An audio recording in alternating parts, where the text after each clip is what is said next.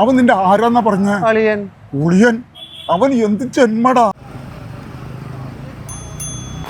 അളിയാ ഞാൻ ഇവിടെ ഇറങ്ങിട്ടാ. അളിയ ഇവിടെ മന്തിക്കട കടഞ്ഞെടുക്കണല്ലോ. ആ മന്തിക്കടയൊക്കെ ഉച്ചയാവും തുറക്കുമ്പോ. ഞങ്ങളുടെ അവിടെ 9 മണിക്ക് തുറക്കും. ഈ ചൂടത്ത് ഈ വണ്ടിയൊക്കെ മാറ്റിട്ടളിയോ വല്ല കാർ എടുത്തു ഉണ്ടായിരുന്നേ. ഞാൻ ഏതെങ്കിലും ബസ്സിന്റെ അടിയിലൊക്കെ ഓടിച്ചേറ്റും വണ്ടി. അളിയാ എനിക്കവിടെ പണി കിട്ടാണ്ടൊന്നല്ല, പണി ഇല്ലാണ്ടും അല്ല. അളിയൻ വിളിച്ചപ്പോ ഞാൻ അങ്ങോട്ട് വന്നുള്ളോ. അതെനിക്കറിയാം, പക്ഷെ നീ പോകില്ലല്ലോ പണിക്ക്. സാറാ ബേക്കറിയാ, ഓഫീസിലാണ് പണി എന്ന് പറഞ്ഞിട്ട്. ഇത് പൊന്നാരളിയ വർഷങ്ങളായിട്ടുള്ള ബന്ധമാണ്, നീ ആയിട്ട് അത് കളയരുതട്ടാ. അപ്പൊ ഇത് സ്ഥിരാക്കാനുള്ള പരിപാടിയാണ് അളിയ.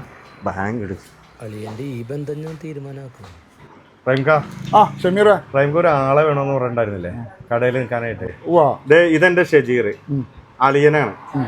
റൈംക ഇവനെ ഏൽപ്പിച്ചുകൊണ്ട് ഉമ്ര ഹജ്ജ് എല്ലാം കഴിഞ്ഞ് വന്നാൽ മതി, കട അവൻ സെറ്റാക്കി തന്നോളൂ.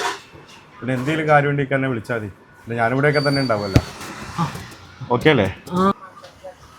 ശരി.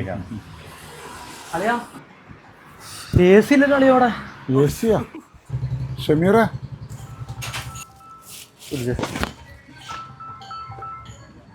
ആ റൈംക പറഞ്ഞോ. ഞാൻ കടയിലുണ്ട്. വിളിക്കാറിനാ വയ്ക്കടി. വെച്ചോ. ആ റൈംക അളിയങ്ങനെ പൊളിയല്ലേ? ആ പൊളിയാടാ, നീ വന്നേ. എന്താ റൈംക? അവൻ നിന്റെ ആരാന്നാ പറഞ്ഞ? അളിയൻ. ഉളിയൻ? അവൻ എന്ത് ജന്മടാ. സകല കണ്ടോളം പോയിരിക്കുക. എന്ത് ജന്മടാ അത്. 1000-400 രൂപയുടെ സാധനം നിന്നുണ്ട്. അവൻ കണ്ടിപ്പരിപ്പും മറ്റേ ബദാം പരിപ്പും അങ്ങോട്ട് ഇറങ്ങുള്ളൂ. അവന് AC ഉണ്ടോന്ന് ചോദിച്ചപ്പോ തന്നെ എനിക്ക് സംഗതി പിടികിട്ടാ. 400 രൂപ എന്റെ കയ്യിലേക്ക് എന്തുകൊണ്ട് അവനെ എന്ത് വേണമെങ്കിലും ചെയ്യാം. വന്നേ. നീ ഞാൻ വെട്ടേണ്ടേ വന്നേ. കണ്ടറിയാൻ പണിയെടുക്കൂല. നീ നോക്കിയേ ഷജീറേ. മതി